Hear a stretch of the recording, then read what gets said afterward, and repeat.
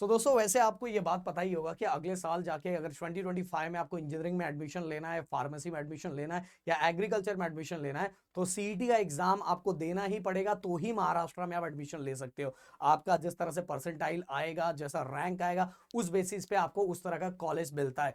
तो गाइज अब आपका पूरी तरह से जो आपका रास्ता तैयार हो जाना चाहिए, आपकी प्लानिंग स्टार्ट हो जानी चाहिए। हाँ, बोर्ड को पढ़ने का तरीका थोड़ा अलग होता है, सीटी को पढ़ने का तरीका अलग होता है। बट गाइस ये मैं बिल्कुल नहीं बोलूंगा कि जो हमारा सीटी होता है बहुत ज्यादा हार्ड होता है, क्योंकि अगर आप उस बच्चों से जाके बात करोगे जिन्होंने सीटी और जेई मेंस दोनों दिया है, वो आपको बिल्कुल सच बताएंगे कि भाई जेई मेंस से हम कंपैरिजन नहीं कर सकते। बट गाइस हम इतने लकी हैं, इतने ज्यादा लकी हैं कि हम महाराष्ट्र के अंदर रहते हैं, और महाराष्ट्र के अंदर ऐसे ऐसे कॉलेज है जो सीटी एग्जाम्स के थ्रू ही हमें मिल सकते हैं। बहुत सारे जो आउटसाइडर बच्चे हैं उनका बहुत ड्रीम होता है कि भाई ये कॉलेज मुझे मिल जाए, बट ये कॉलेज उनको सीईटी पे उनको बहुत ज्यादा परसेंटाइल लाने पे भी वो उनको कॉलेज नहीं मिलता। बट महाराष्ट्र में रहने वाले बच्चों को सीईटी एग्जाम बस दे देने से उनको वो कॉलेज अलॉट हो जाता है। सबसे बड़ी बात आप सभी को पता है, सीईटी में माइनस मार्किंग नहीं है, बिल्कुल टेंशन नहीं है। इसीलिए थोड़ा सा दिमाग लगाओगे और थोड़ा सा प्लानिंग वाइज हार्ड वर्क करोगे तो आपका स्कोर बहुत ज्यादा अच्छा हो जाता है। वैसे सीटी से रिलेटेड अगर आप सभी को प्लानिंग का वीडियो चाहिए, कैसे हर सब्जेक्ट को डील करना है, क्या करना है क्या नहीं करना है, तो भाई वो वीडियो तो मैं लेके आऊंगा। वैसे हमारे प्रदीप गिरी अपडेट के चैनल पे सीटी के लेक्चर चल रहा है, जीत बैच 2.0 कंटिन्यू चल रहा है। और आप सभी को ये भी पता है कि इस साल हम अपने ऐप पे भी 12th वाले बच्चों को कोर्स लाने वाले, जिसमें सीटी का भी कोर्स होने वाला है और साथ में 12th का भी कोर्स होने वाला है। और इतने साल हो गए ऑफलाइन बैच में, हमारा ये 12th का बैच इस साल है। गिरी ट्यूटोरियल जाके सर्च करोगे गूगल पे तो ऑलरेडी हमारे ऑफलाइन बैच के बारे में आपको सब कुछ पता चल जाएगा। तो ऑफलाइन बैच तो हमारा 20 से ही स्टार्ट हो रहा है, बट जो हमारे ऑनलाइन कोर्सेस है वो 25-27 से हम स्टार्ट करने वाले। तो जब भी स्टार्ट करेंगे भाई पूरा आ जाना और स्टार्टिंग से ही रहना। बहुत सारे बच्चे बीच में आते हैं, नहीं स्टार्टिंग से रहोगे तो ज्यादा मजा आएगा, पूरा साल भर बहुत अच्छी तरीके से और डायरेक्ट बाय डायरेक्ट हमसे पढ़ोगे। तो अगर मैं बात करूं सीटी 24-25, अगर इसके सिलेबस की बात करूं तो गाइस देखो, मैंने फिर से बोला कि अगर आपको अच्छा स्कोर करना है, अच्छी प्लानिंग करनी है, तो भाई बहुत अच्छा स्कोर कर सकते हो। और एक प्लानिंग वाइज, ऐसा ही नहीं आप उठ रहे हो कुछ भी पढ़ रहे हो कुछ भी कर रहे हो, कुछ नहीं है। हर सब्जेक्ट को पढ़ने का तरीका बिल्कुल अलग होता है, और सीटी को तो पढ़ने का तरीका बिल्कुल अलग होता है। सीटी को अगर उस तरीके वाइज पढ़ोगे तो बहुत कम पढ़ के भी बहुत अच्छा स्कोर कर सकते हो।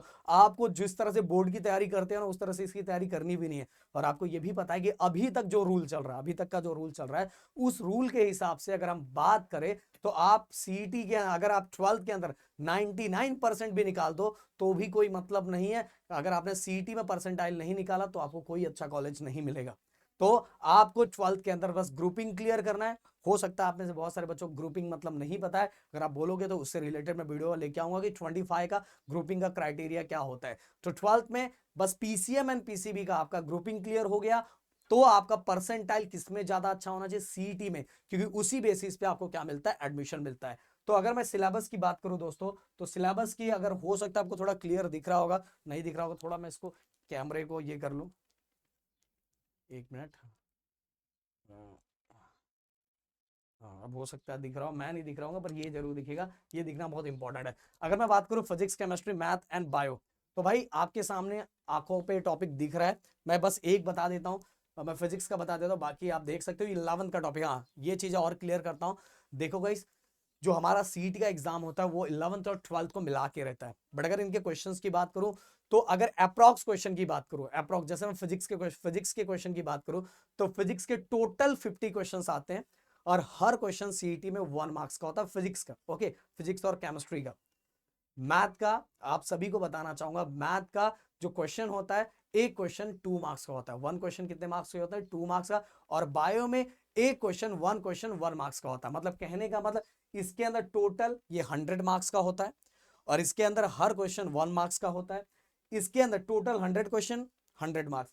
इसके अंदर टोटल 50 क्वेश्चन होते हैं, और एक क्वेश्चन 2 मार्क्स का होता है, तो ये भी कितना हो गया, 100 मार्क्स का। इसके अंदर केमिस्ट्री की अगर मैं बात करूं, तो केमिस्ट्री में टोटल 50 क्वेश्चंस होते हैं, और हर क्वेश्चन 1 मार्क्स के होते हैं। और सेम टू सेम फिजिक्स का भी वैसा ही है कि 50 क्वेश्चंस होते हैं और हर क्वेश्चन 1 मार्क्स का होता है। तो ये हो गया पीसीएम अगर ग्रुप की बात करूं तो 50-50-100, और ये 100 कितना हो गया, 200। अगर मैं बायो की बात करूं, पीसीबी ग्रुप की बात करूं, तो ये हमारा 100 और ये 100, 200। तो मतलब कहने का मतलब अगर फिजिक्स के अगर पीसीएम दे रहे हो तो मैथ को बहुत अच्छे से करना है, पीसीबी दे रहे हो तो बायो को बहुत ज्यादा अच्छा करना है। अभी तक का जो ट्रेंड चल रहा है उस ट्रेंड की अगर मैं बात करूं तो पीसीबी, मतलब अगर पीसीबी की बात करूं तो उसके अंदर फिजिक्स सबसे डिफिकल्ट आता है, और पीसीएम की बात करूं तो उसके अंदर भी फिजिक्स सबसे डिफिकल्ट आता है, केमिस्ट्री सबसे सिंपल होता है, और मैथ मॉडरेट लेवल पे होता है। तो सबसे ज्यादा डिफिकल्ट कौन सा था? फिजिक्स। और बोर्ड में भी वैसा होता है, बट इस बार थोड़ा ट्रेंड चेंज हुआ। इस साल के जो 12 का बोर्ड एग्जाम अभी हुआ, इसके अंदर गाइस क्या हुआ था पता है? कि फिजिक्स एक अच्छा आया था, ठीक ठाक आया था, बट जो केमिस्ट्री था वो फिजिक्स के कंपैरिजन में थोड़ा डिफिकल्ट हो गया था। ओके, जो ऑर्गेनिक केमिस्ट्री था। बट अगर आपने बाकी सेक्टर किया हुआ है, आपने इनऑर्गेनिक किया हुआ, अप्लाइड किया हुआ, फिजिकल किया हो, तो आपको कोई टेंशन लेने वाली बात नहीं थी। तो अब बात करते हैं, ये हमने बता दिया, मैं फिजिक्स का पढ़ के बता देता हूँ, क्योंकि बिना मतलब पढ़ूंगा वीडियो बड़ा होगा, उसका कोई मतलब नहीं। आप सामने देख सकते हो, और मैं आपको टेलीग्राम पे भी ये भेज दूंगा। तो हाँ, एक चीज और, जैसे मैं बताया, जैसे मैं फिजिक्स का बता रहा हूँ, फिजिक्स के टोटल 50 क्वेश्चंस होते हैं। 50 में से जो 10 क्वेश्चंस होते हैं वो 11th के होते हैं, और 40 क्वेश्चन 12th के होते हैं। इससे हमें ये समझ में आ रहा है कि वेटेज 12th का ज्यादा है। बट 12th का वेटेज ज्यादा है तो ये नहीं करो कि 11th में 11th का छोड़ दो। हाँ, पहले आप ये कर सकते हो कि 11th के साथ, अगर आप 11th में थे, जब जब आप 11th में जब थे, तो आपको 11th के जो सब्जेक्ट थे उनके सीटी उस समय तैयारी कर लिए होते, तो 12th का ही बस करना रहता। बट कोई टेंशन नहीं, ऐसा कुछ नहीं है। आप जो 12th में करते हो तो 11th तो बहुत आराम से हो जाता है। तो आप जो 12th कर रहे हो, 12th का पूरा सिलेबस सीईटी में होता है, पूरा का पूरा। इस बार भी वही कंटिन्यू रहने वाला है कि 12th का पूरा पूरा जितने चैप्टर दिए हुए हैं, जितने चैप्टर अपने को हैं, फिजिक्स का, केमिस्ट्री का, मैथ का, बायो का, जितना स्टेट बोर्ड के बुक में पूरा का पूरा सिलेबस हमें सीईटी में आने वाला है। और साथ में 11th का, हाँ, तो अप्रॉक्स अगर हम फिजिक्स की बात करूं, 10 क्वेश्चन अप्रॉक्स, एक दो ऊपर नीचे ज्यादा होता है, तो अप्रॉक्स 10 क्वेश्चन 11th के होते हैं और 40 क्वेश्चन 12th के होते हैं। वैसे ही केमिस्ट्री का भी होता है। समझ में आया? तो ये चीज आपको क्लियर हो गई होगी। अगर फिजिक्स की बात करूं तो फिजिक्स के अंदर 11th का जो टॉपिक है, 12th का तो पूरा ही रहेगा, केमिस्ट्री का भी पूरा रहेगा, मैथ का भी पूरा रहेगा, बायो का। बट 11th के कुछ लिमिटेड टॉपिक है, पूरे के पूरे नहीं है। जैसे मोशन इन अ प्लेन है, लॉज ऑफ मोशन है, ग्रेविटेशन है, थर्मल प्रॉपर्टी ऑफ मैटर है, साउंड है, ऑप्टिक्स है, इलेक्ट्रोस्टैटिक्स है, एंड सेमीकंडक्टर है। इलेक्ट्रोस्टैटिक्स आपको 12th में फिर से मिलने वाला है। समझ में आ रहा है? फिर से मिलेगा, आगे है, कुछ इतना भी हार्ड नहीं है। और ये सभी टॉपिक बहुत सिंपल, बहुत आसान है।